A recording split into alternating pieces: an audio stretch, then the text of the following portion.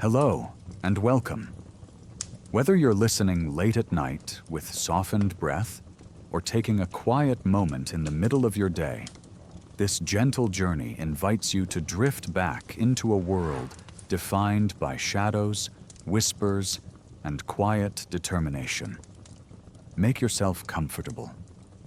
Feel the tension leave your shoulders, let your thoughts quiet down, and allow yourself to settle into stillness. Together, we'll step into the Soviet Union at the height of its shortages and strict controls.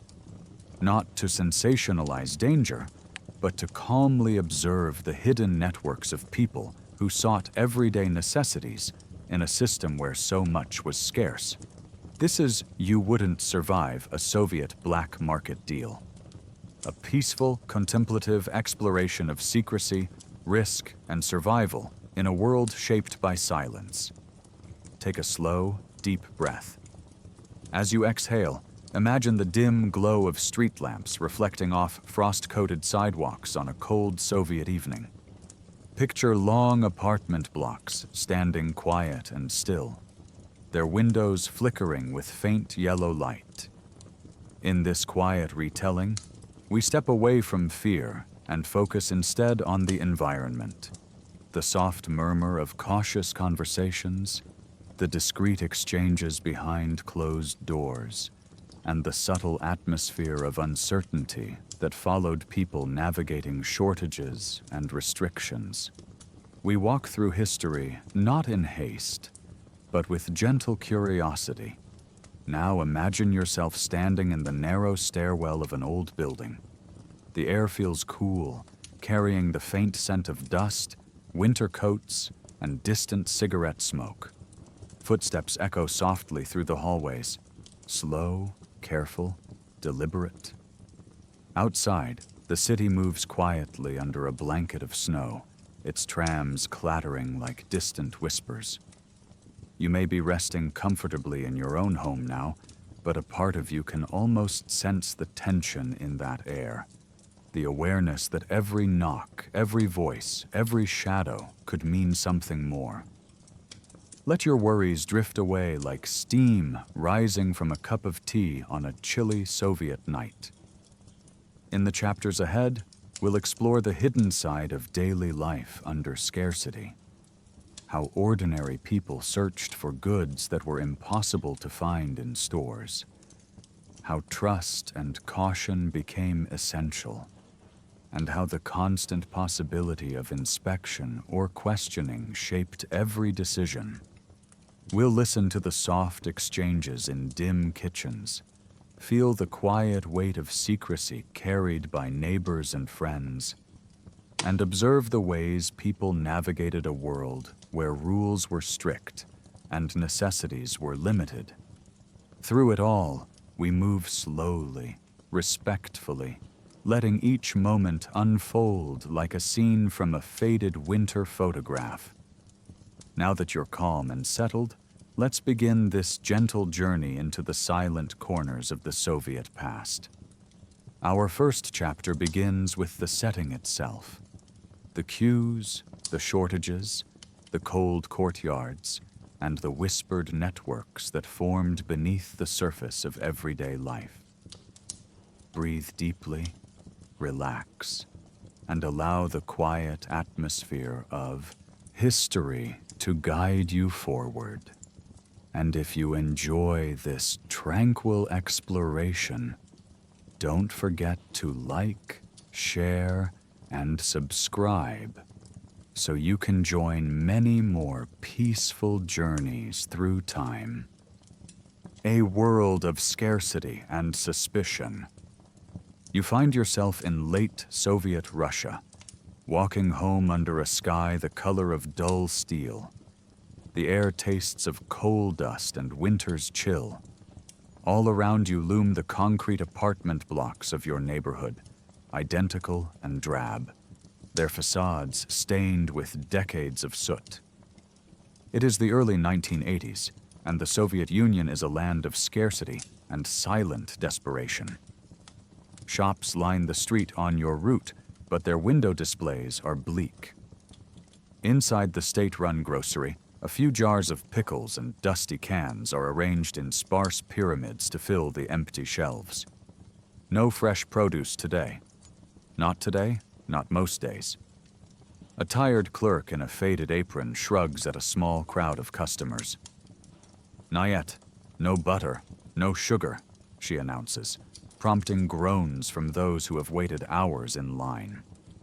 In these times, whenever people see a queue forming, they join it on instinct, not even sure what goods might be at the other end.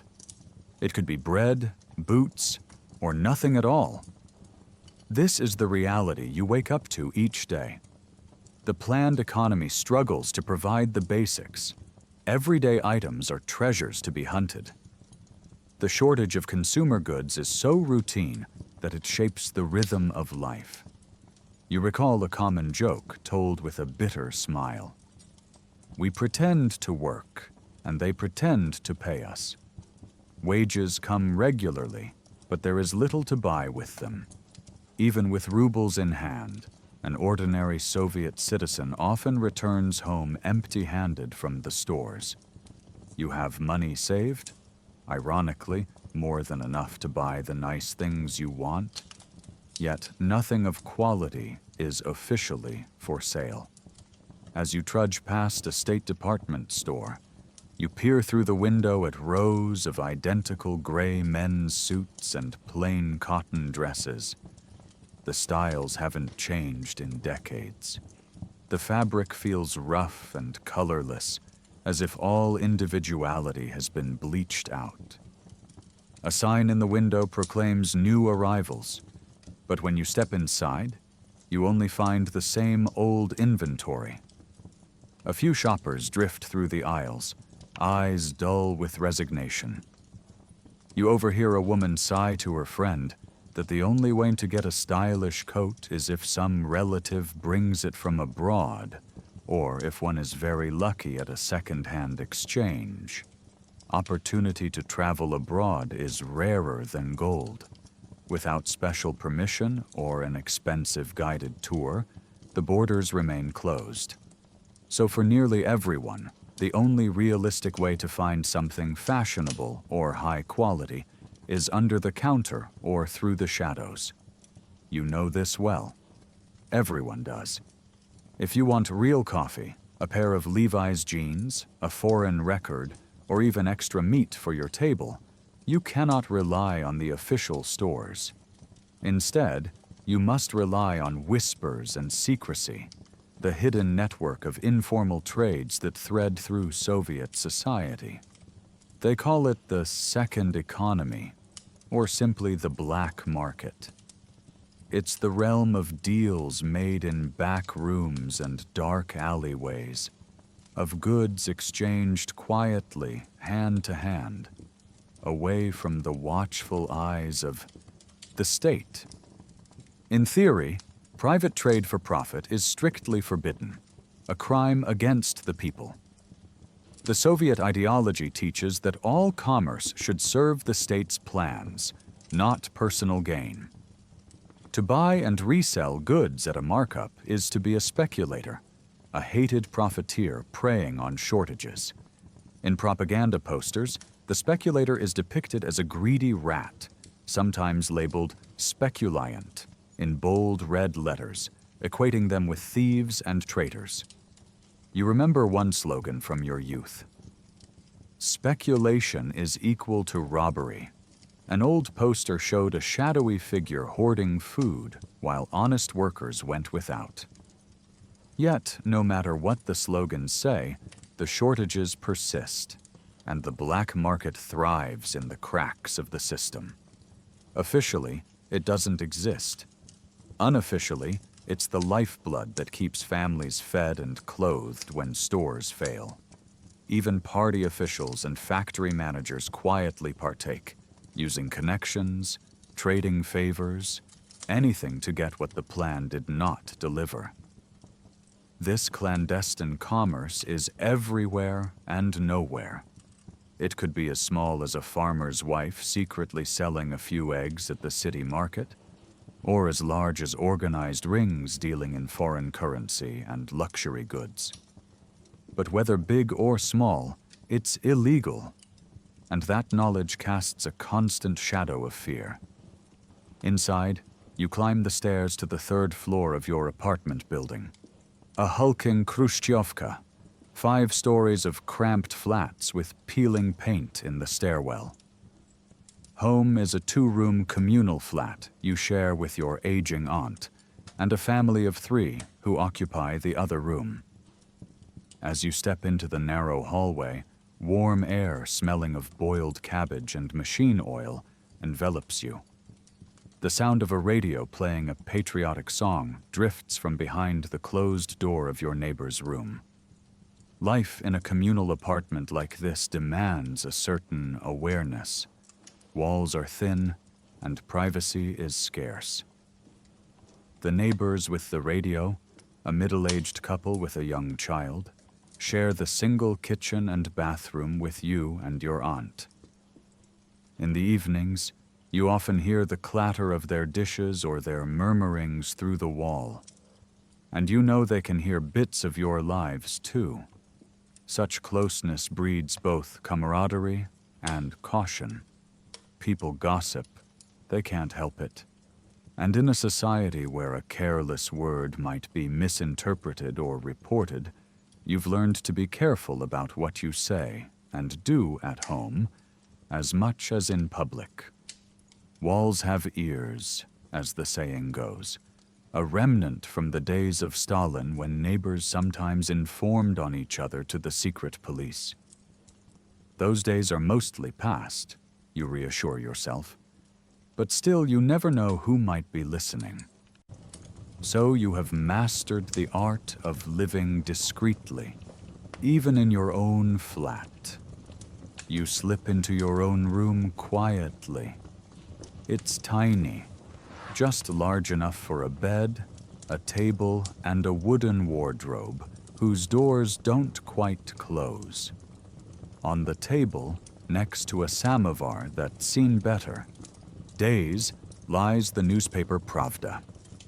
Bold headlines praise the latest increase in industrial output and exhort citizens to meet the next 5-year plan's goals. You set your meager loaf of bread down and sit on the edge of the bed, suddenly exhausted. In the dim yellow light of a single bulb, you pull out a small piece of paper from your coat pocket. A note that has been burning a hole there since you received it. On it is a first name, Grigory, and a phone number scrawled in pencil. Nothing else. You trace the handwritten digits with your thumb. A black market contact. A door cracked open to the underground exchange. Perhaps Grigory could obtain the very item you seek for a price. But calling that number would cross a line. It would commit you to breaking the law, to placing trust in a stranger who deals in illegal goods. If it went wrong, the consequences could be disastrous. You've heard stories of sting operations where unsuspecting buyers were caught by the KGB or the militia, the regular police, while trying to acquire contraband. Just last month, rumor had it, someone in the next district was arrested for buying foreign currency on the side. 2 years in prison, they said. Maybe more. The fear is real and pervasive. Trading goods illegally can bring punishment far beyond what seems reasonable. A friend of your cousin had been caught selling gasoline siphoned from his workplace. He lost his job and was sentenced to corrective labor for a year. Others have faced worse. You remember the chilling lesson everyone was taught. Back in the early 1960s, a group of major black marketeers in Moscow were prosecuted in a grand show trial and even executed for their crimes. It's hard to believe. Shot for trading money and goods.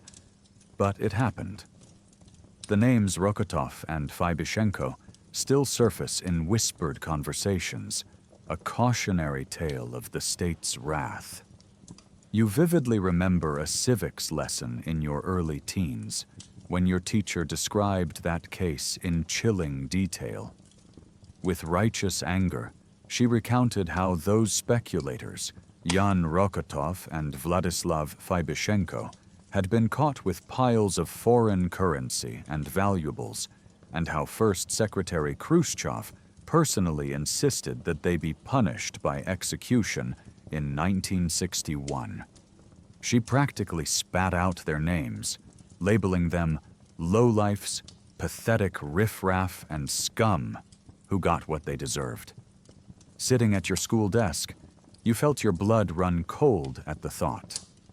The lesson was as effective as it was intended to be.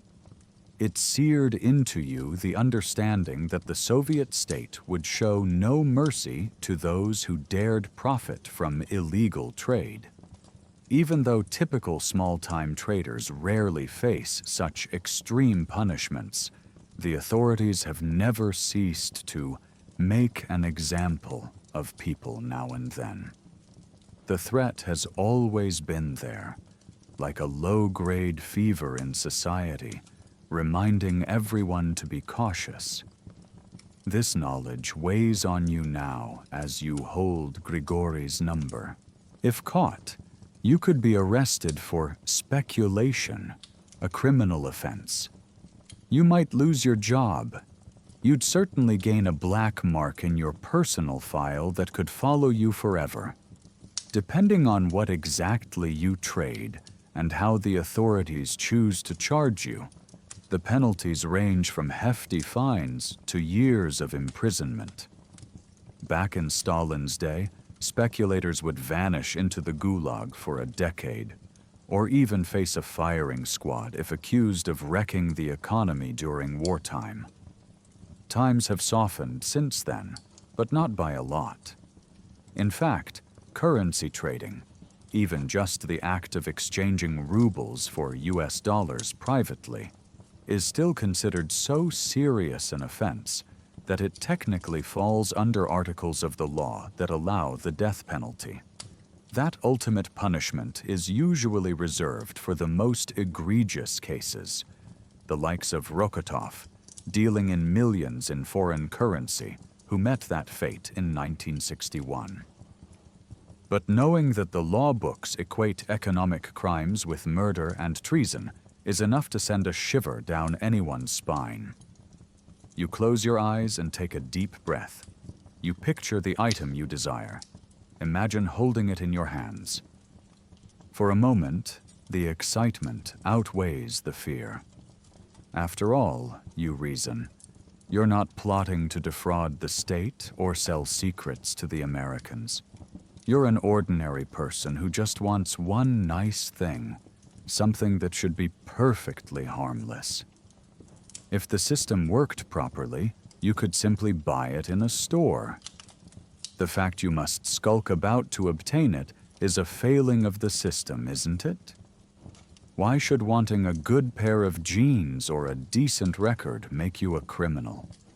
These thoughts have circled in your head for days, and each time they return, they chip away at your hesitation. Now, it seems, the scale is tipping. The drabness of your life, the frustration of doing without, the longing for a small slice of happiness, all that pushes against the heavy weight of caution and fear.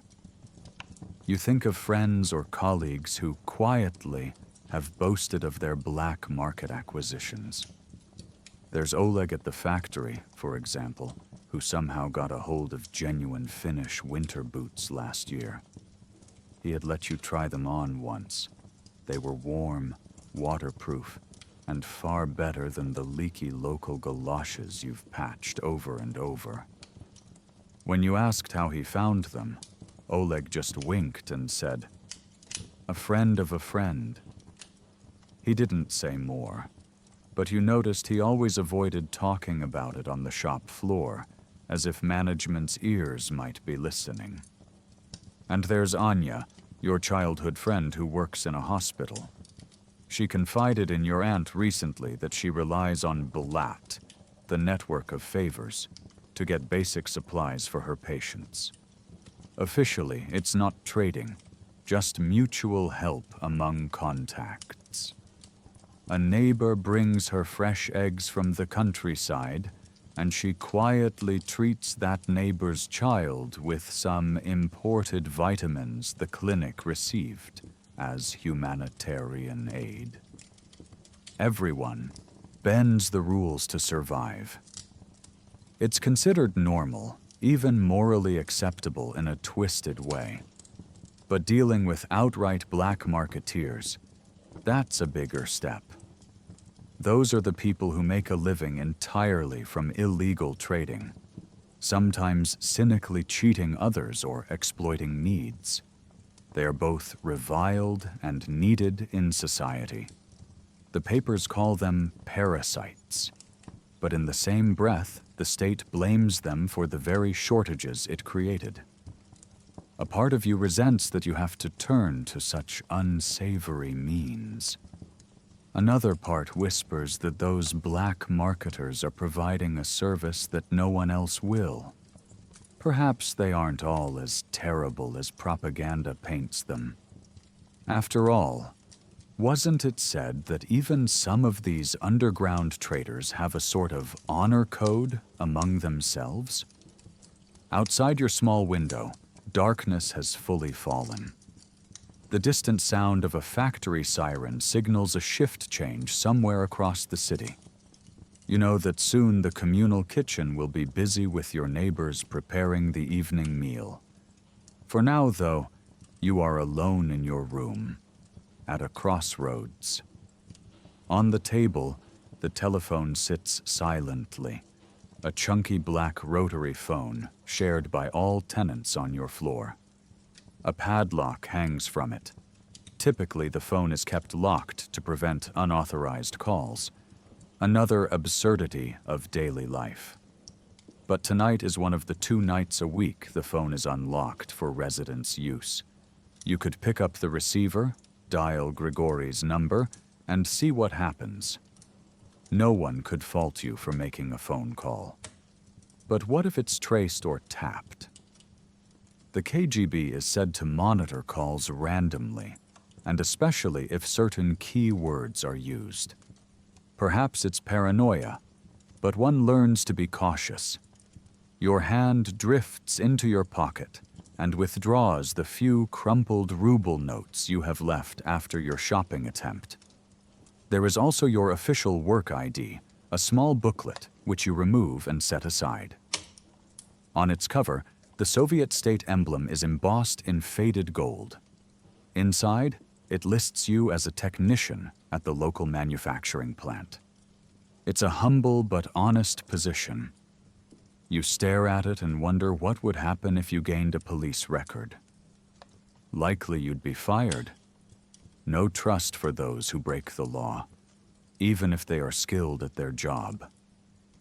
The thought of losing what little you have, job, reputation, freedom, churns your stomach. Yet, as you sit in that dim room, a stronger feeling begins to rise. Resolve. A quiet, firm resolve fueled by a mix of yearning and injustice. Why should it be a crime to wish for a better life? To have a taste of what people elsewhere enjoy as normalcy? The state may call it greed or disloyalty, but you know it's just human nature. You've been a loyal citizen your whole life. You've done everything asked of you, endured hardship without complaint. Don't you deserve a small reward? Just one? Your mind is made up. Carefully, you fold Grigori's note and slip it back into your pocket. You will contact him. If all goes well, soon you'll arrange to make the purchase that's been occupying your dreams. A mixture of fear and exhilaration washes over you as you rise from the bed. Through the thin wall, you hear your aunt coughing softly and the clink of a spoon in a pot. Life goes on, seemingly normal, as you stand on the brink of a secret adventure that could change everything. Before stepping out to use the telephone at the end of the hall, you catch a glimpse of yourself in the small mirror above the dresser. Your face looks pale and tense. Calm, you whisper to yourself. You must remain calm. This has to be done carefully, like a spy mission. In a strange way, the clandestine nature of it adds to the allure. It's as if by seeking this forbidden deal, you are becoming part of an unseen world, stepping into a shadowy history shared by many but spoken by few. Little do you know, you are about to delve deep into the risks, scarcity, and secrecy of trading goods illegally under constant fear of arrest and punishment in the USSR. And with the path you've chosen, there will be no turning back easily. Taking a deep breath, you steel your nerves and prepare to make the call that will draw you into the clandestine underbelly of Soviet life.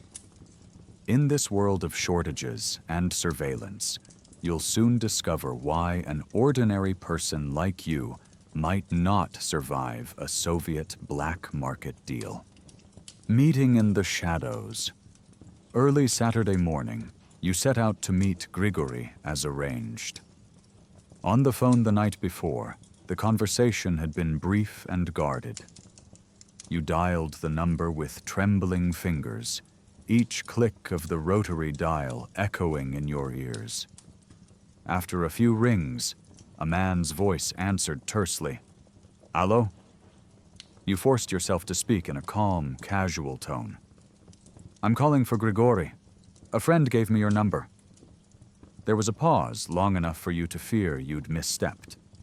Then the voice softened slightly. "Da, I'm Grigory. Which friend?" You cautiously described the man from the bookstore queue, not by name, you never got his name, but by a detail like the green scarf he wore. That seemed to satisfy Grigory. He let out a faint chuckle. "Ah, Zelyony Sharf, green scarf. I remember. So what is it you're looking for?" Your mouth went dry. Here it was, the moment to declare your illicit desire. You spoke in a roundabout way. "I'm looking for a certain item. Foreign-made, high quality?" Another pause. Perhaps he was ensuring you weren't an amateur detective trying to trap him.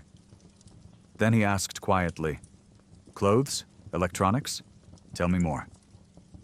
Pulse thudding, you whispered into the receiver. "Blue jeans. American blue jeans. Also maybe a music record. Western music." The words hung in the air, as if by speaking them you'd summoned a gin from its bottle. Grigory didn't sound surprised.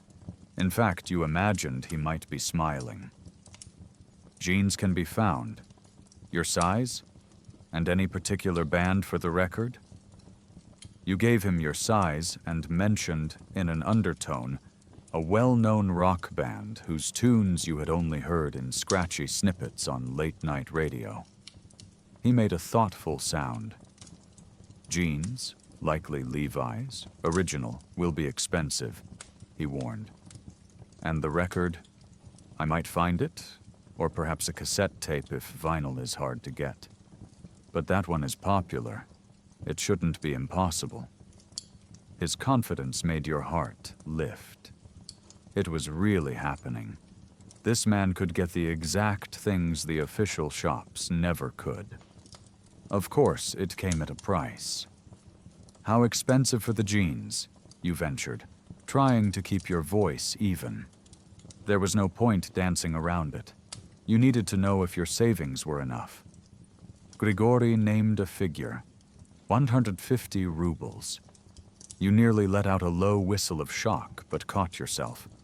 It was a steep sum, about what you earn in a month, just as you suspected. In fact, 150 rubles was roughly the average monthly salary for a Soviet worker in these days. An entire month's wages for one pair of American denim pants. You swallowed hard and replied that you understood. What else could you do? This was the black market reality. Scarcity and risk drove prices sky high.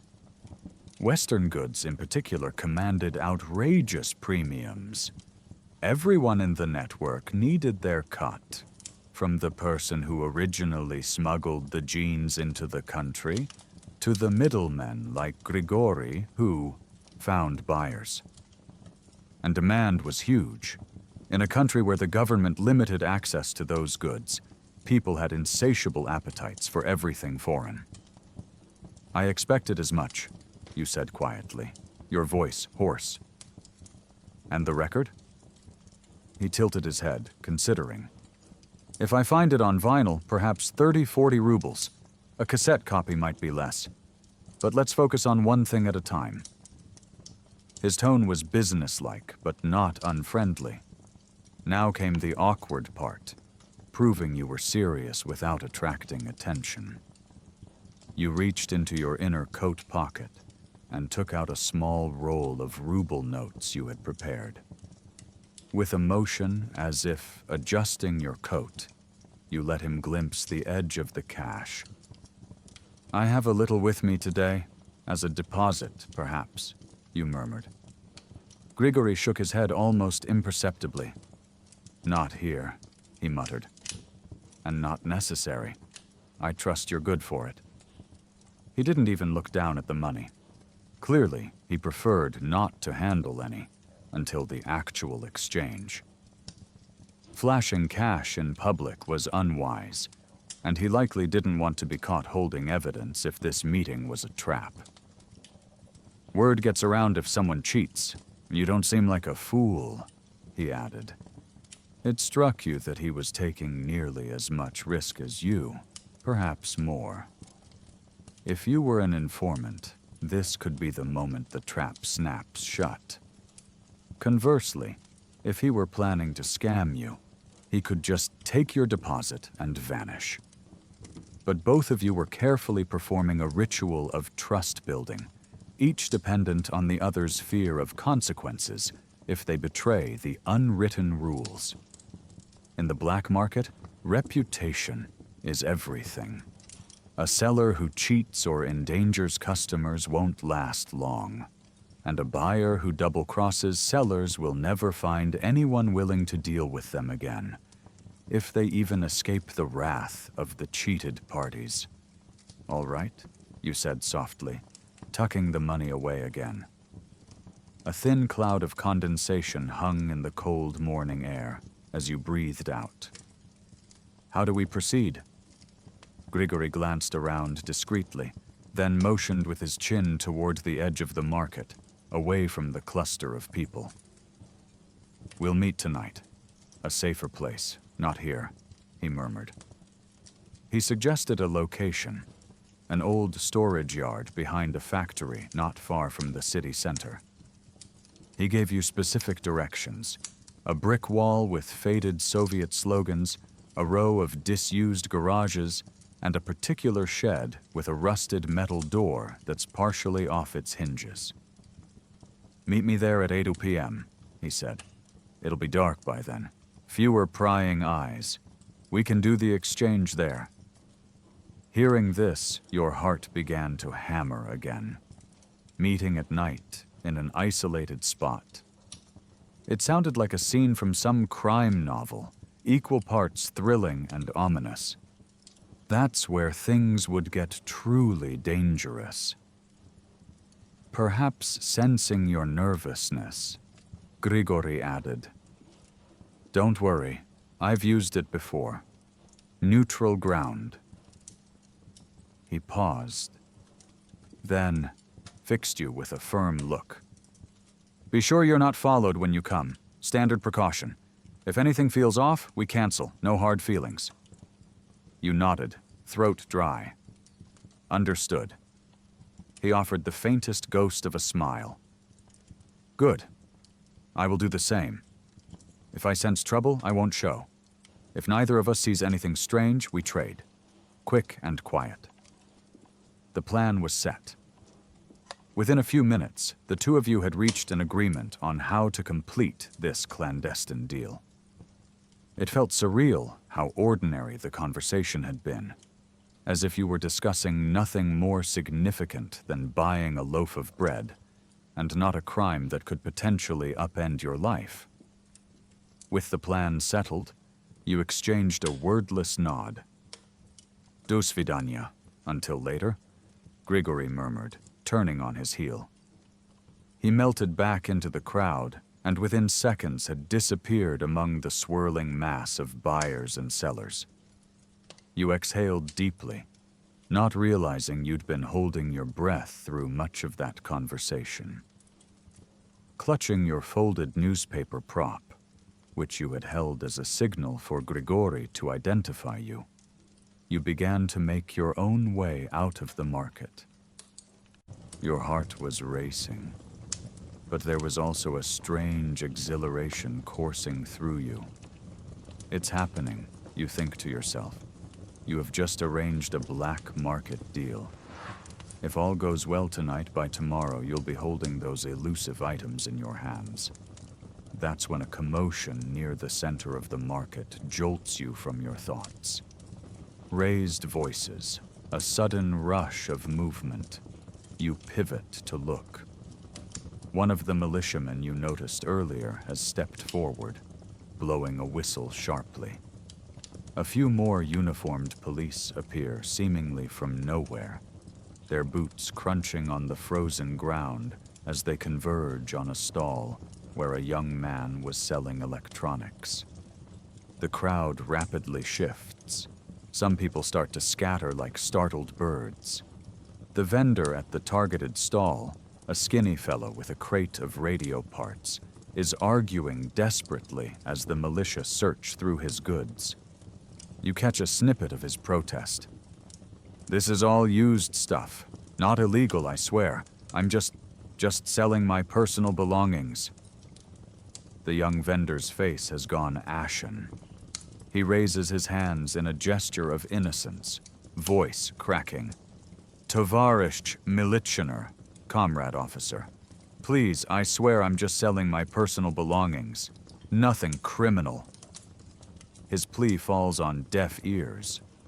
One officer roughly overturns a cardboard box on the stall, spilling a tangle of wires and a couple of electronic components onto the ground.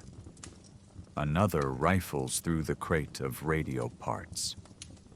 Shaking his head, the senior militiaman fishes out an item and holds it up triumphantly. A shiny, foreign-made transistor radio, still in pristine condition. It's the kind of luxury device that clearly didn't come from someone's attic. A murmur runs through those market-goers still within earshot. The vendor's eyes widen in panic. I can explain," he stammers, stepping forward as if to grab the radio, but one of the policemen shoves him back with a hard thrust. The young man nearly slips on the icy ground. Seeing his chance of leniency slipping away, he becomes frantic. "It's not what it looks like," he cries out. "That was a gift. I wasn't going to sell it. His protest is cut short as two officers seize him by the arms. He struggles for a moment, desperation flaring. "No, please!" he yelps, twisting ineffectually in their grip. One of the militiamen swiftly cuffs one of the vendor's wrists, wrenching his arm behind his back, then secures the other. Realizing resistance is futile, the young man sags. His crate of parts lies toppled at his feet, scattered bits of his livelihood now evidence against him. A hush has fallen over the nearby area. You see a few onlookers gazing from a distance, faces a mix of pity and relief that they are not in his shoes. A babushka, who had been selling potatoes across the way, hastily packs up her sack and disappears behind a wall. She doesn't want to be around if more police flood in.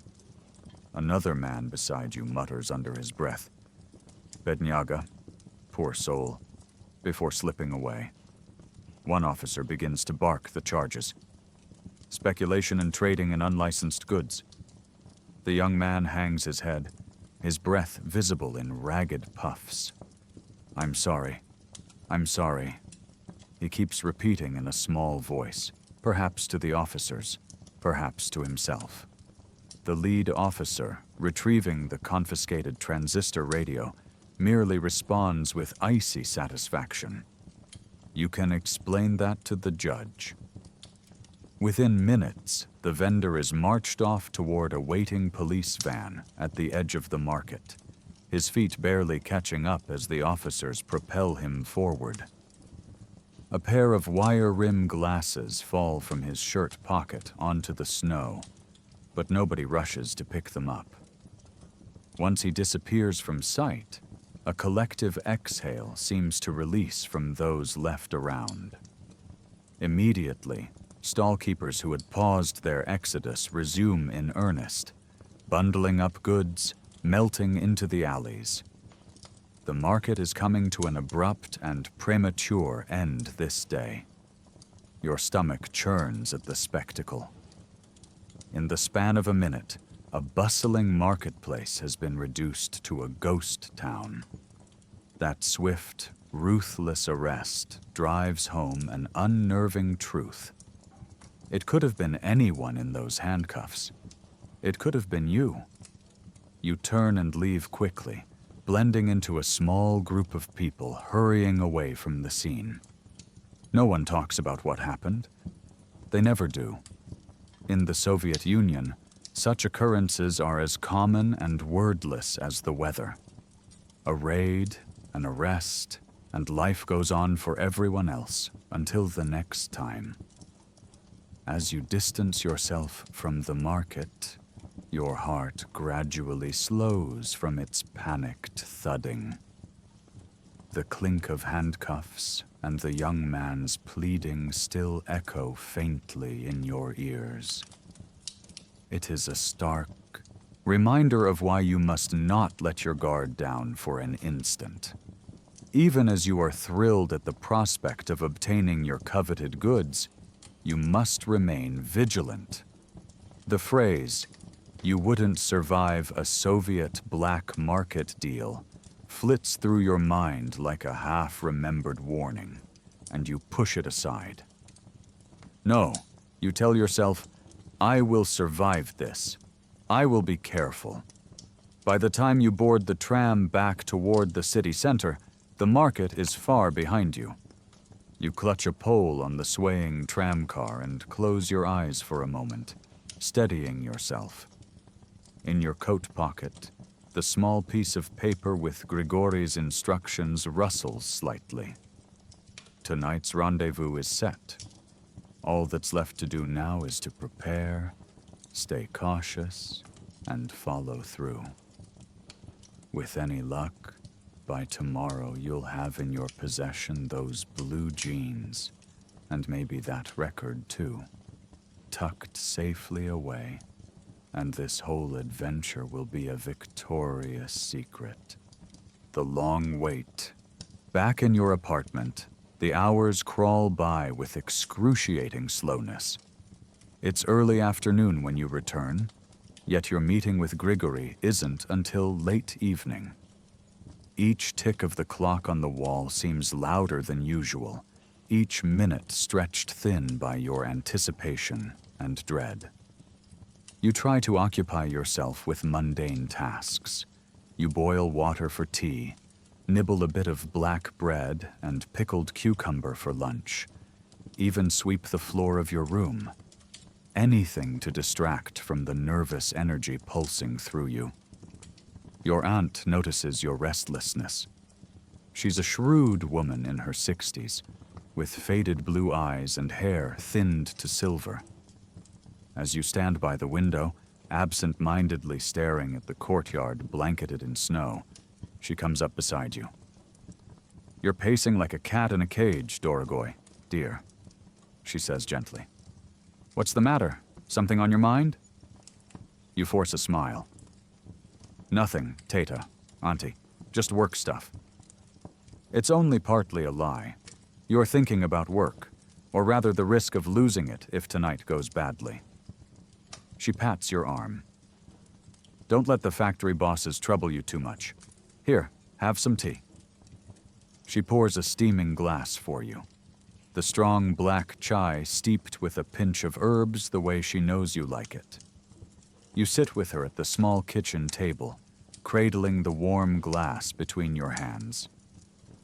The radio in the corner is tuned to a classical music station, playing softly, a piano concerto that does little to soothe your jittery heart.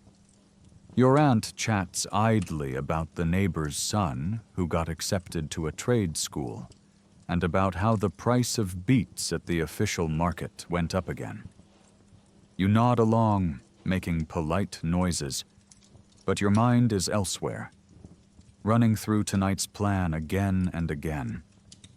At one point, your aunt pauses and looks at you more keenly. You know, she says in a quieter tone, I worry about you sometimes. A young man like you with so many hopes. This country can be hard on dreamers.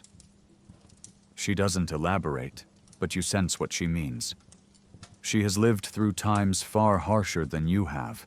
Stalin's purges, the Great Patriotic War, the post-war repression. She's witnessed neighbors and friends swept up by the state for the slightest of reasons, or for no reason at all.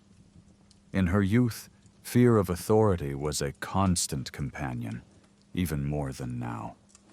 Her eyes drift to the window, where frost creeps along the corners of the glass. When I was your age, she murmurs, we didn't dare step a toe out of line, not even a little. I remember during the war, a man in our village was caught selling bread on the side, just a few loaves he'd baked extra. They called it speculation. They said he was profiting from people's hunger. She purses her lips at the memory. They made an example of him, took him away. We heard later he'd been sentenced to 10 years in a labor camp. 10 years for a few loaves of bread. She shakes her head, slowly. In those days, they might as well have shot him.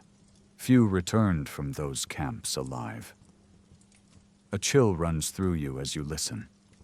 You've heard fragments of this story before, but never in such a sober tone from your aunt. She seldom speaks of the Stalin era. It's like a dark cloud in her past she'd rather not disturb. If she's mentioning it now, it's likely because she senses something unsettled in you. It's a veiled warning born of love and concern.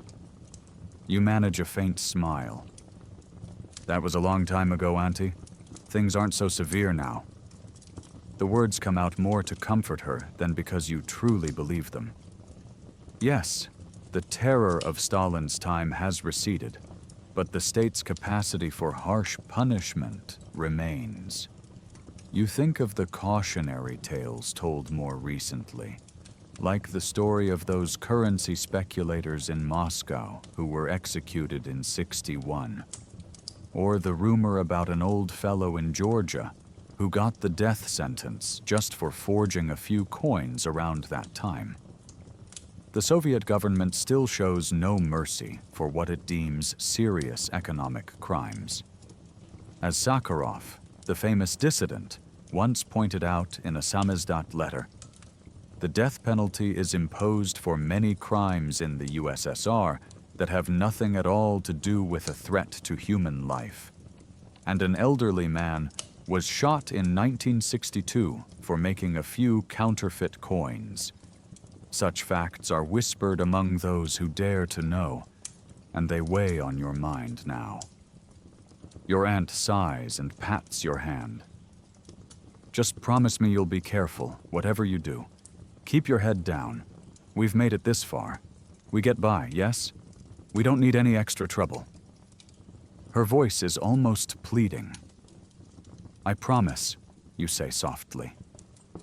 Guilt pricks at you. You are already involved in extra trouble, far more than she suspects at this moment. But you can't tell her. It would only alarm her, and if things go right, she need never know. If things go wrong, well, you don't want to think about that. After tea, you retreat again to your room under the pretense of taking a nap. Your aunt accepts that and leaves you be. Behind the closed door, you take out the items you'll need tonight. First, the money. You go to your hiding spot, a loose floorboard under your bed, and extract the bulk of your savings, mostly in 10 and 5 ruble notes. It's a considerable stack. You count out 150 rubles for the jeans, and decide to bring a bit extra in case the record is available too, or if the price has changed. In total, 180 rubles are folded carefully and placed inside a plain envelope. You seal the flap. On the outside, you don't write anything, of course. You slip that envelope into an old book for now to keep it flat and out of sight. Next, you think about transporting the goods. Walking home with brand new Western jeans under your arm might raise eyebrows, either from thieves or any patrol you might encounter. It's winter, so wearing them immediately isn't practical. Not to mention they might not fit perfectly without a try-on, and wearing 2 pairs of pants would look odd. Instead, you fetch a sturdy canvas bag you own, one that looks ordinary, a bit dirty even. To make it appear even more innocuous, you toss in some random clutter, an old work glove, a couple of shabby cloth rags. Your plan is to hide the jeans and any other item under these, so if someone inspects the bag casually, they see nothing but junk and assume you're carrying tools or scrap. You also slip a small flashlight into your coat pocket, guessing it might be dark at the exchange site. Better to have a light if needed. And of course, you have your identity papers. You never leave home without them, as required. You check them again. The internal passport booklet with your photo, stamps, and propiska, residence permit, for this city. They are in order. If militia stop you, having proper documents at least gives you a chance to explain yourself. Though what could you possibly say if they catch you with contraband? You run through possible excuses in your mind. Oh, these jeans? I've had them for ages, officer. They were a gift from a cousin. But a brand new pair of Levi's would be hard to pass off as something innocently obtained, and they'd surely press you on it. No, the only true safety lies in not being caught in the first place. As you sit alone with your thoughts, you cannot help but remember someone who learned about these dangers the hard way. A year ago, your former co-worker and friend, Victor, was caught doing exactly what you are attempting now. Victor had always been a bit brash, a clever mechanic at the factory who saw opportunities where others saw only shortages. You recall how he used to siphon off small quantities of machine oil or pocket spare parts that were considered scrap. At first, he traded these on the side just to get extra cash to support his family. Everyone kind of knew, and many quietly did the same on a smaller scale.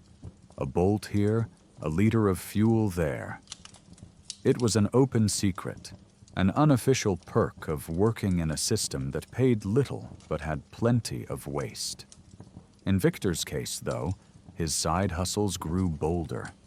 He managed to acquire surplus factory tools and even a few deficit items, goods in chronic short supply, through his contacts.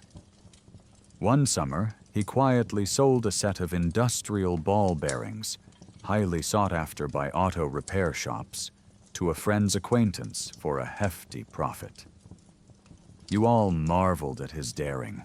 He made more on that single deal than a month's wages. Victor would wink and joke that in a system that cheated everyone, a man had to cheat back a little to survive. But Victor's luck ran out. Perhaps someone envied his success, or perhaps the wrong person got wind of his activities. One day, he simply did not show up at work. By noon, tense whispers spread among the crew.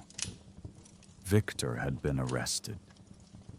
The factory's KGB representative, a stern man in a gray suit who occasionally checked in on workers, made a brief announcement during an afternoon meeting.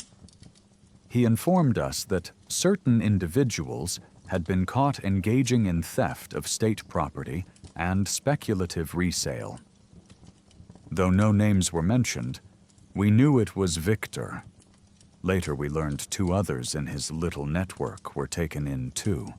The official warned gravely that such crimes against the state would be dealt with to the fullest extent of the law. We stood in awkward silence, the air thick with fear, as he reminded us that profiteering from socialist property was equivalent to robbing the people. Victor's case moved quickly. Within weeks, there was a short blurb in the local newspaper about it. You remember reading the curt lines in Pravda.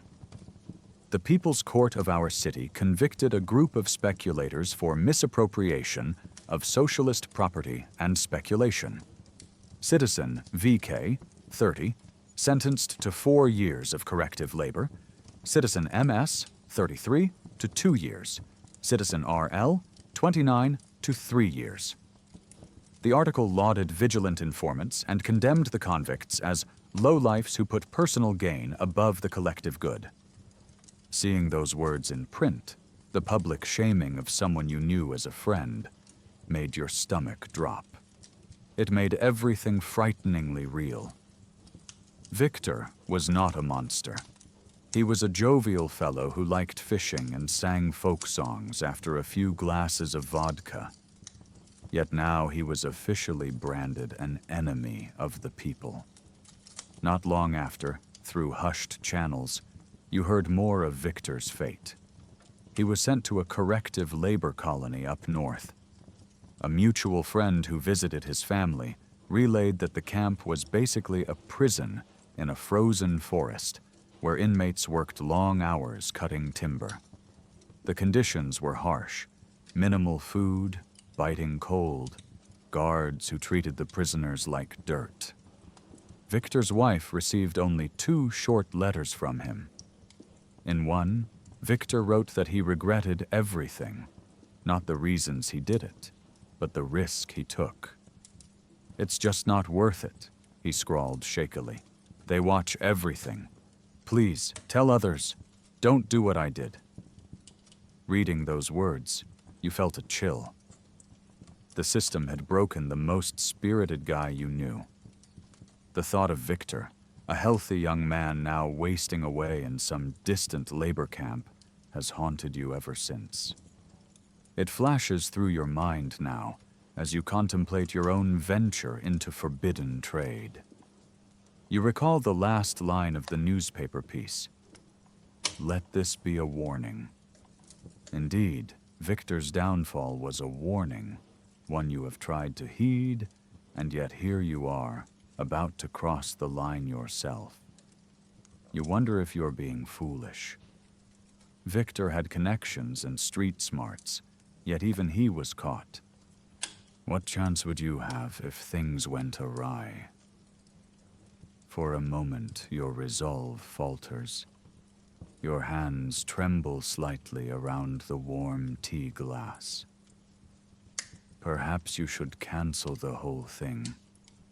Tear up Grigory's number, forget about Western jeans, and content yourself with what little the state stores offer. Is a pair of fancy trousers worth the risk of ending up like Victor? No, a voice inside you pleads. Of course not. You set the glass down, heart pounding. Maybe this is madness.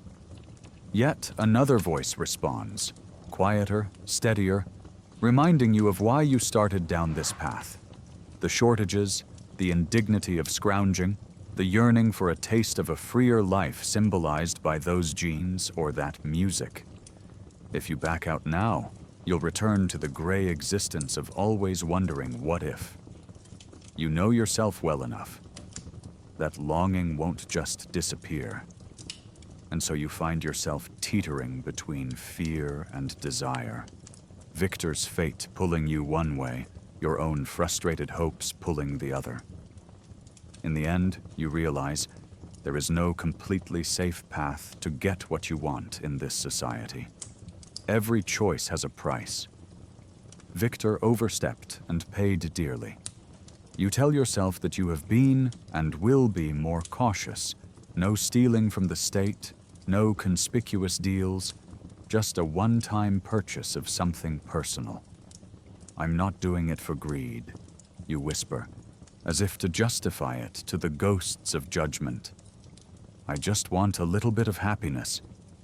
The notion feels almost like a prayer. You inhale deeply and let the breath out slowly, trying to release the tension. Victor's story has kept you alive this long. You have never attempted anything illegal until now, precisely because you knew what could happen. Perhaps that knowledge, that fear he paid for, will protect you. I'll be careful. You promise yourself. More careful than Victor? I'll only cross the line this once. Resolving that, you gently push the haunting image of your friend to the back of your mind. The anxiety remains, but you harness it, letting it sharpen your caution instead of paralyze you. After all, if you do go through with this, you must do everything possible to avoid Victor's fate. There can be no sloppy mistakes, no needless risks. If you sense the faintest danger, you will abort. If anything feels off, you will walk away, jeans or no jeans. With that solemn pact made to yourself, you prepare to move forward. You know Victor would likely disapprove of what you're about to do, or maybe he would empathize with it deeply. Either way, you carry his cautionary tale with you, like a shield and a warning at once. At last, evening approaches. Darkness falls early in winter, so by 7 p.m. the sky is already a solid black canvas dusted with faint stars. You dress in inconspicuous clothes, your plainest dark trousers, and a nondescript gray overcoat. You slide the envelope of money into an inner pocket of your coat and heft your canvas bag, now innocently filled with rags. Your aunt, preparing to retire for the night with her knitting, raises an eyebrow. "Going out?" she asks. "Just for a short walk. I need some air," you reply, striving to sound casual. She gives a small nod, not particularly suspicious, but still concerned. "Don't be long. It's biting cold," she says, pulling a woolen shawl around her thin shoulders. You wrap a thick scarf around your neck and put on your fur hat. Your heart is thumping, but you keep your expression neutral. "I won't. Just need to clear my head." It's partly true. You do need to clear your head for what's coming. She smiles faintly. "All right, dear. Be safe." The words carry extra weight. You step out into the stairwell and quietly descend the steps. Outside, the air is bitter and motionless. The streetlights cast pale cones of light onto the snow-blanketed streets. Your breath puffs out in white clouds as you set off toward the rendezvous point. The city after dark has a different character. During the day, the streets hummed with the routine of workers, students, pensioners queuing at stores. Now, under the streetlight's orange glow, it's quieter. A few bundled figures trudge here and there, heads bowed against the cold, but most honest folk are indoors. The night is the domain of those who must venture out. Police patrols, factory second-shift workers, and yes, the clandestine actors of the shadow economy doing their secret rounds. You keep to a moderate pace, not slow enough to draw attention, not fast enough to seem in a hurry. To any observer, you are just another Soviet citizen out in the winter night, perhaps heading home from overtime at the factory or from a visit with a comrade. Nonetheless, every so often, you cast a furtive glance behind you to check for any tail. The KGB and militia don't exactly wear labels when they're undercover, but you look for anything amiss. The same figure appearing repeatedly, footsteps always a set distance behind. So far, so good. Only a couple of people pass by, and neither pays you any heed. You take a circuitous route as a precaution, down one street, then cutting through a narrow alley lined with trash bins crusted in ice, then back out to a parallel avenue. The directions Grigori gave you run through your mind on loop. Soon, you reach the industrial district he described. At this hour, it's largely deserted. The brick wall he mentioned looms up ahead. You can just make out faded white letters on red paint spelling some Soviet slogan from years past. Only fragments are legible. Glory to something. Beyond that wall, you see the silhouettes of storage sheds and garages. You pause in the shadows of a loading dock and peer around. The world is silent except for the distant hum of a generator or turbine from a factory a few blocks over. No sign of anyone. Pulling your scarf a bit higher over your nose, you proceed, turning the corner around the brick wall. As described, there's a row of tin-roofed garages, their metal doors locked with chains and heavy padlocks, and near the end of them, a particular storage shed with an askew door hanging off one hinge. It's 7:50 p.m. You're early, which is intentional. You wanted time to scout the area. You slip behind a stack of wooden pallets half buried in snow and observe the scene from darkness. If Grigori is here yet, he's well hidden. Perhaps he too is watching from some vantage point to be sure you didn't bring an ambush with you. Your breath is loud in your ears, so you steady it, inhaling the frigid air until your heart calms a bit. You rehearse the plan again mentally. Meet at 8 Ags, exchange goods and money swiftly, depart separately, in and out like ghosts. It crosses your mind that this could be a trap. But if it were, wouldn't officers have sprung out by now? Still, you remain on edge. At 7:57 by your watch, you catch a motion at the far end of the alley. A figure is approaching, walking steadily along the perimeter of a chain-link fence. You shrink further into the shadows, heart pounding anew.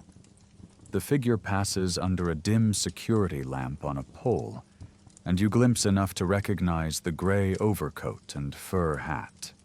It's Grigori. He's alone, carrying what looks like a duffel bag. He glances about, then heads straight for the shed with the half-broken door. Upon reaching it, he stops and stands casually, half concealed in its recess, probably waiting for you to announce yourself. It's time. You step out from behind the pallets, making enough noise on the crunchy snow to signal your presence without startling him. Then you walk toward the shed at a normal pace. Within a few steps, Grigori sees you. You lift a hand in a subdued wave. He nods in return. Good. You made it, he says quietly as you draw near. His eyes scan the darkness behind you. Everything clear? Yes, you whisper. I didn't notice anyone. I took a roundabout way. He tilts his head in approval. Same here. No one followed. Let's get this done. With a creak, He pushes the shed's warped metal door open just enough for both of you to slip through. Inside, it's pitch black until he produces a pocket flashlight. He cups his hand over its end, letting out only a faint beam of yellow light. The interior is just an empty space with dirt floors and a few discarded wooden crates. It smells of oil and damp rust. Your breath mingles in the cold air with his as you face each other, only an arm's length apart. This is it. The moment of truth. You can't help but tense, half expecting some disaster. The door flying open with militiamen pouring in, or perhaps Grigori producing a weapon. But there is only silence, and the sound of both your breaths. Grigori sets his canvas duffel on an upturned crate. "Here it is," he whispers, unzipping it. He reaches in and carefully pulls out a folded pair of blue jeans. Even in the dim light, you recognize the deep indigo hue and the distinct stitching on the pockets. Levi's. Real Levi's. Your heart catches in your throat as he hands them to you.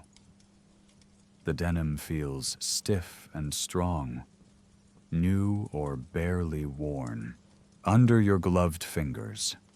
You haven't seen a pair up close in years. The last time was on a foreign student you spotted in gum. It's almost disorienting, holding this forbidden Western article here in a dirty shed in the dark. You slide the jeans into your canvas bag, beneath the layer of rags, just as planned. Your movements are deliberate and careful, as though handling precious contraband, which, in truth, you are. Grigori isn't done. Next, he retrieves a rectangular object, a vinyl record within a paper sleeve. He murmurs the name of the band you wanted. Even in the gloom, you can see colorful foreign lettering on the cover. Your pulse quickens. It's exactly what you asked for. He also produces a smaller item, a cassette tape. "In case your record player is lousy or you want to play it discreetly," he whispers.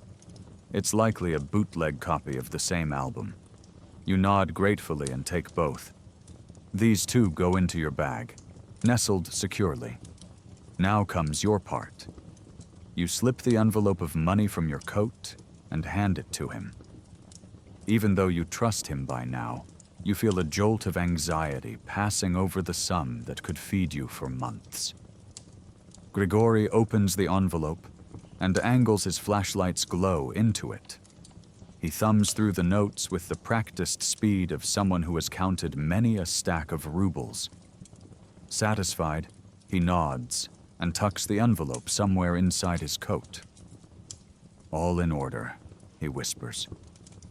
For a moment, neither of you speaks. It's done.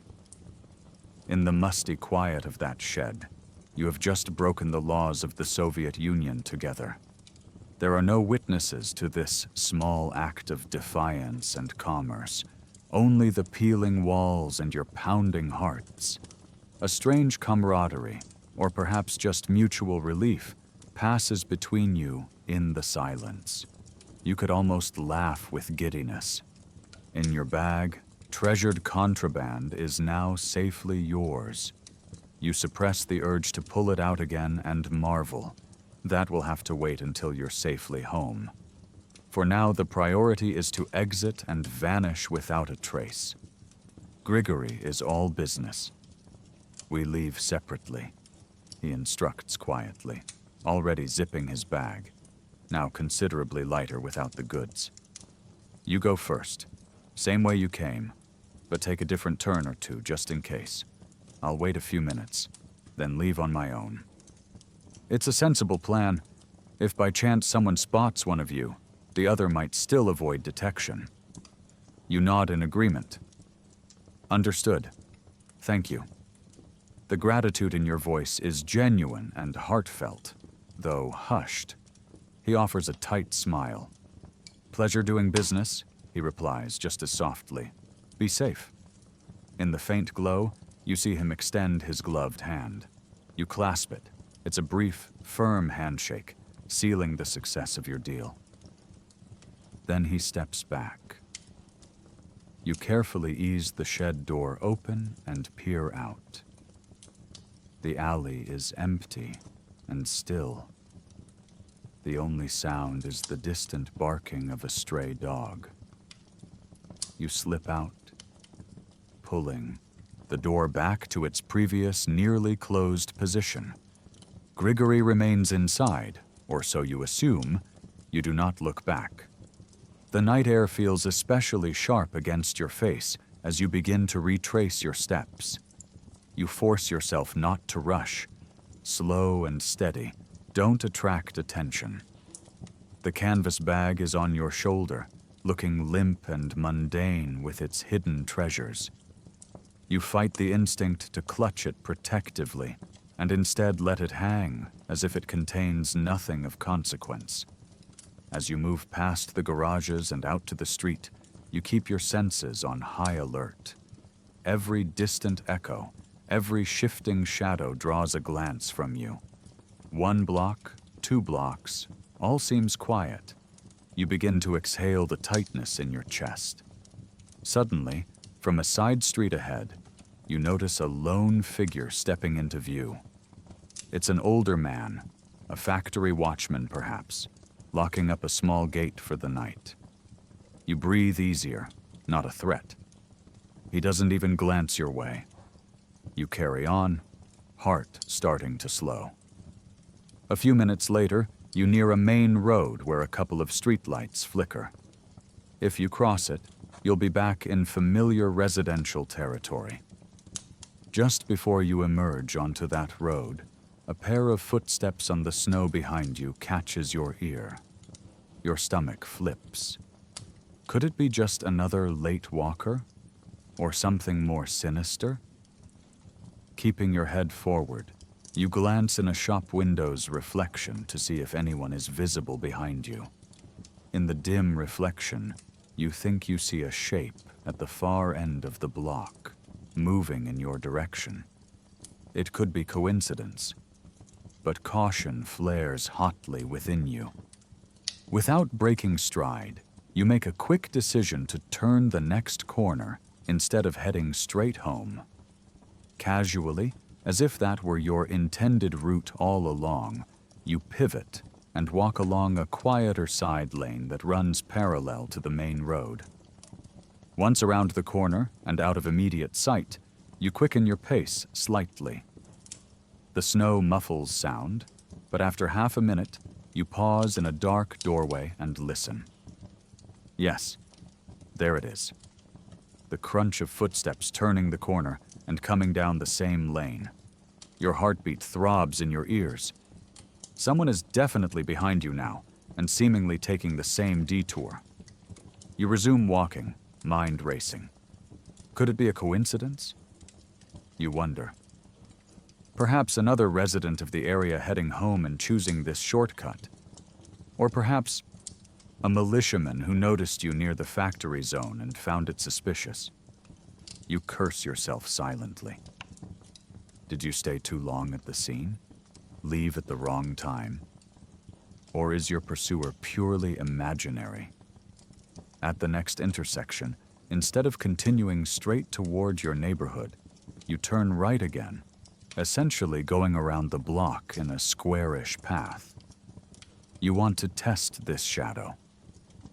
Sure enough, as you steal a glance past your shoulder, a figure, perhaps 30 meters back, comes into view under a lamp. It's too dark to see a face, but the outline is of a man in a hat, walking briskly. When you turned, so did he. A spike of adrenaline hits your bloodstream. Could Grigory have double-crossed you, tipped off the police to arrest you after purchase? It doesn't make sense. If that were true, they'd have grabbed you at the shed when money changed hands, to have evidence on you. Maybe this person is just a neighborhood watchman or a curious passerby. But you can't take chances. Your mind goes back to Victor's letter. They watch everything. Maybe paranoia, maybe truth, but you'll act as if it's truth. Without breaking into a telltale run, you increase your pace and slip into the next alley, a narrow passageway between two apartment buildings. It's dark and lined with garbage bins. You know this area. On the other side of this alley is a courtyard that leads to a busy street. If you can get there and mingle with any late pedestrians or hide among parked vehicles, you might lose your tracker. Heart pounding, you move swiftly through the alley. The footsteps behind you hasten as well. The crunching grows louder. A quick glance back shows a silhouette entering the alley, perhaps 20 meters behind now. The faint glow of a cigarette ember flares. The person is smoking while tailing you. The casualness of that is almost chilling. It's as if they are confident you can't get away. A surge of panic threatens to well up, but you force it down. At the courtyard, you spot a cluster of tall metal trash containers. You slip behind them, pressing your back against the cold metal. The sky is moonless. Here, out of direct light, you're practically invisible. Moments later, the crunch of steps arrives at the mouth of the courtyard. You hold your breath. The steps slow. Through a gap in the bins, you see the orange pinprick of the cigarette. The figure hesitates. Perhaps he's lost sight of you. You pray that the darkness and your abrupt vanish have made him unsure. You can hear your own pulse in your ears. In the silence, the man's exhale of smoke is audible. A long sigh. Then a voice, gruff and low, mutters to itself, "Coyote!" Damn, as the figure moves off, continuing down a different lane skirting the courtyard. You remain frozen in place, your fingernails digging into your palms, for a good 30 seconds. The footsteps fade. When you finally dare to move, you peer around the edge of the bin. The courtyard is empty save for a stray cat leaping onto a fence. Your pursuer, whoever he was, appears to have given up or gone another way. Perhaps he wasn't sure you entered here, or decided it wasn't worth the effort. You release a shaky breath. That was too close. Far in the distance, a clock tower begins to chime. 8 bells for 8 p.m. You realize your hands are trembling, and your face is slick with cold sweat beneath the scarf. Sliding out from your hiding spot, you quietly make for the busy street beyond the courtyard. A few minutes later, you merge into a small cluster of people waiting at a tram stop. An elderly man, a young couple, they pay no attention to you as you join them under the dim street lamp. The tram's lights appear down the track, and soon it grinds to a halt. You board along with the others, stepping into the relative warmth and stale air of the tram car. Only then, as the tram lurches forward, do you let yourself believe that you might have truly gotten away. You cling to a pole and shut your eyes, trying not to visibly shake. Your fellow passengers are occupied with their own thoughts. Nobody looks at you twice. Why would they suspect that beneath the rags in your canvas bag lies a small fortune in contraband? Why would they guess that your heart is racing from more than just the cold? By the time you near your stop, your breathing has calmed, and a wave of exhaustion begins to hit. You make the short walk from the tram stop to your apartment building with steady steps. The familiar facade of the Khrushchevka never looked so welcoming in its ugliness. You slip inside and climb the stairs, nodding briefly at a neighbor coming down. He is bundled in an old coat, likely heading out to wait in some morning queue already. Safely behind the door of your flat, you finally allow yourself to acknowledge the enormity of what you've done. It is just past 8:30 p.m. In the span of one long day, you have journeyed into the shadow economy and returned intact. You set your canvas bag on your bed and lock your room door. Your aunt is in the kitchen listening to an evening radio serial. You can hear the faint, dramatic dialogue through the wall. You take a moment to wipe your brow and let out a long, tremulous sigh of relief. Then, with hands that are still a bit unsteady, you open the canvas bag. Beneath the decoy rags, the contraband awaits. The pair of Levi's jeans and the rock music record and tape.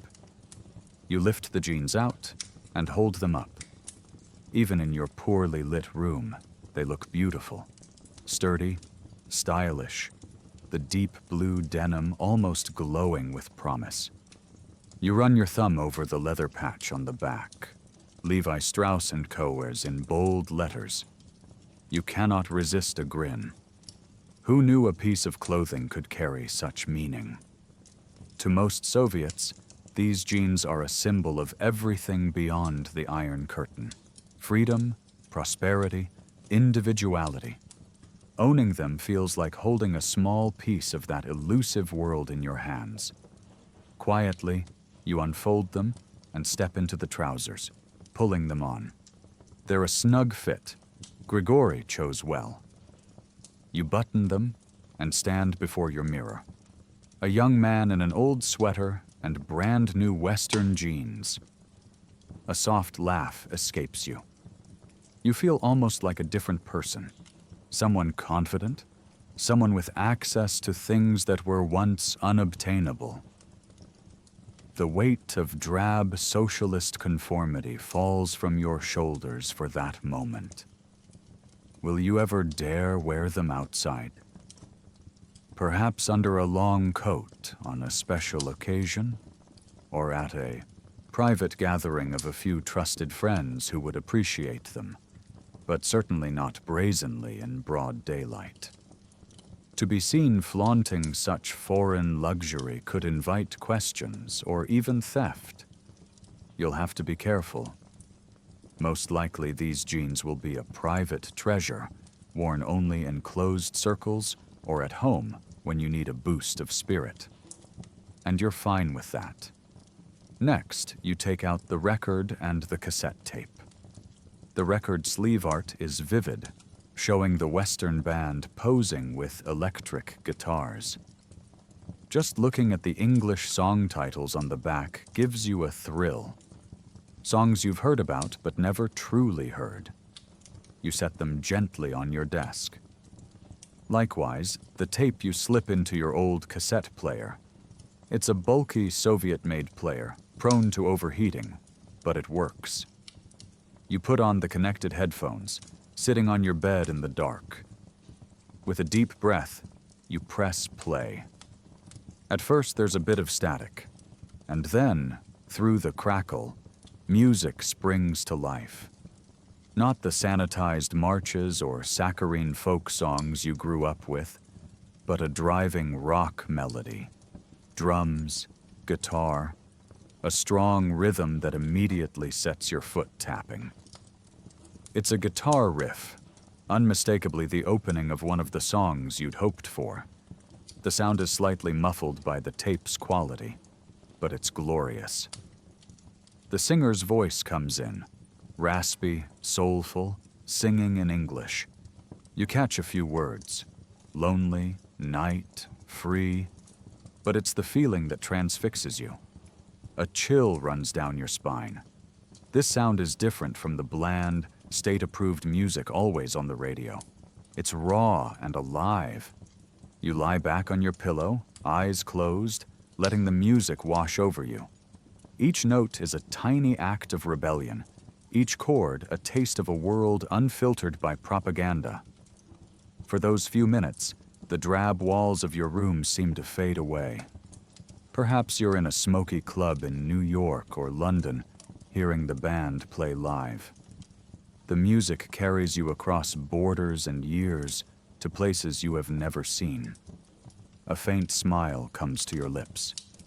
So this is what they've been keeping from us, you think. With every beat, you sense the vibrancy of a life uncaged by the fears that rule your own society. When the song ends, you release a breath you didn't realize you were holding. Your room falls back into silence, but a new warmth lingers in the air. You carefully lift the needle on your internal mental record. You dare not play another track now, not with your aunt next door who might hear even the faintest muffled notes. Even enjoyment must be measured. Too much of a good thing at once feels risky, almost indulgent. But your heart is lighter. Owning this music, being able to summon it at will, albeit quietly, feels like having a private window to a brighter world. Late one evening, a couple of days later, when your aunt is out visiting a neighbor and the communal flat is as quiet as it will ever be, you gingerly set the actual vinyl on your turntable. The needle drops, and for the first time, rich foreign music fills your little room through speakers, volume kept very low, of course. It's breathtaking. A searing guitar solo cuts through the dusty silence, followed by that passionate voice, singing of freedom or longing. You're not sure, but the emotion is unmistakable. You sit on the edge of your bed, eyes closed, letting the melody float around you like a forbidden perfume. This is what you risked everything for, and in this moment, it feels worth it. The song speaks to something deep within you, igniting a tiny flame of hope that perhaps life could be different, that joy can be found even in dark times. When the song ends, you lift the needle with trembling fingers. You don't dare play another track just now. Even though the neighbors are out of earshot, your ingrained caution prevails. But you know you can, later, whenever you truly need the lift. And that knowledge is a triumph in itself. As you reverently pack away the jeans and record into a secret nook behind your wardrobe, you feel a deep sense of relief and pride. You've done it. You've beaten the system tonight, if only in a small way. In this small room, in your very hands, are things you were never supposed to have. The scarcity you endured, the secrecy you maintained, the risk you took, all have led to this modest victory. Epilogue. The next morning. You awaken to a leaden winter morning, the events of the night before hovering in your mind like a half-remembered dream. The jeans and record remain well hidden, and as you dress in your usual work clothes, shabby gray pants and a threadbare shirt, you wonder if it all truly happened. The city outside comes to life with its normal sounds. A neighbor clanging pots in the kitchen down the hall, distant factory whistles signaling a shift start. At breakfast, you sit with your aunt as she pours you tea. The small radio on the shelf chatters with the daily news. You listen with a mix of attentiveness and apprehension. After a segment on the weather and a brief report about meeting the latest industrial targets, there comes a stern voice reading an announcement. Comrades, the fight against speculation and the shadow economy continues. Yesterday, the militia conducted operations to curb illegal trade in several districts. The Supreme Soviet's Committee on Trade Issues has noted that speculators, operating individually or in criminal gangs, are undermining our economy by buying up goods in short supply and reselling them at profiteer prices, causing artificial shortages and growing social unrest. Citizens are urged to report such parasites to the authorities. New legislation is being proposed to strengthen penalties for these crimes. You swallow hard on a bite of black bread. Though the announcement was generic, it feels uncannily personal. Your aunt clucks her tongue and mutters, "Good. It's high time they crack down on those black marketeers making life hard for ordinary people." You've heard whispers, even some officials privately admit, that nearly half of all consumer goods may be finding their way to buyers through such shadow networks. The black market has become so entrenched that without it, many factories and shops couldn't function. That knowledge makes the radio's warnings ring hollow, but also reminds you how widespread this illegal trade really is. You nod faintly, keeping your face neutral. Inside, however, a storm of emotions swirls. The constant fear of arrest and punishment, the very thing you lived through in anxious anticipation, isn't going away. It will shadow you as long as you possess those illicit genes and records, perhaps even longer. Walking to work later that morning, you notice a fresh poster on a street corner bulletin board. It shows a caricature of a sneaky-looking man with a sack of goods under one arm and his other hand grabbing money from a gaunt worker. Bold red letters declare, "Speculation is theft of the people's property." It strikes you how omnipresent the message is. The state wants everyone to despise people who do exactly what you have done. You pull your coat tighter around you and move along, head down, becoming just another anonymous figure among the trudging workers. All day at the factory, you half expect to hear a rumor about an undercover sting or an arrest in your neighborhood, but nothing concrete reaches your ears. Still, you keep your head low and do your job diligently, determined to draw no attention. Each time a supervisor or the KGB officer on duty passes by, you feel a slight tension, worrying irrationally that they somehow know. Of course they do not. You have been discreet, but your own mind remains on high alert. That evening, safely back home, you lock your door and take out the contraband one more time. In the privacy of your room, you slip on the Levi's again. They hug you perfectly and seem to transform you, in your own eyes, from a faceless Soviet cog into someone unique, someone who owns a little piece of the world beyond. You catch yourself smiling in the mirror, a genuine smile that's been rare in these grim times. For a moment, the fear recedes, and you relish this small triumph, paid for with such effort. Will you ever show them off publicly? Perhaps not. The risk of someone, a watchful neighbor, a nosy officer, noticing and asking, "Where did you get those?" is too great. Likewise, the record will be enjoyed only in whispers, volume turned low, shared only with those you absolutely trust. Late at night, when everyone else sleeps, you will play those songs and let them carry you to dreamlands the regime can't touch. Caution will remain your close companion. It has to. As you carefully fold the jeans and tuck them away out of sight, you make yourself a promise. This will be the last time you engage in such a dangerous game. You have snatched your small slice of forbidden happiness and nearly lost your sanity in the process. To tempt fate again would be foolhardy. In a society that guards every door and watches every shadow, one successful foray into the illicit market is miraculous enough. Lying in bed that night, you reflect on all that has transpired and all that you've learned. Scarcity drove you to take this leap. Secrecy helped you survive it.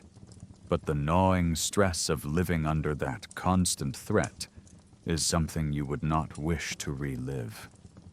You think of Victor, of the young man at the market, of countless nameless others who fell afoul of the state. you think of your own fortunate escape. The witching hour passes into silence as you finally drift to sleep, the contraband secured and your resolve firm. In your final waking thought, you whisper into the darkness a simple truth, part caution, part gratitude. I made it this time, but normally you wouldn't survive a Soviet black market deal.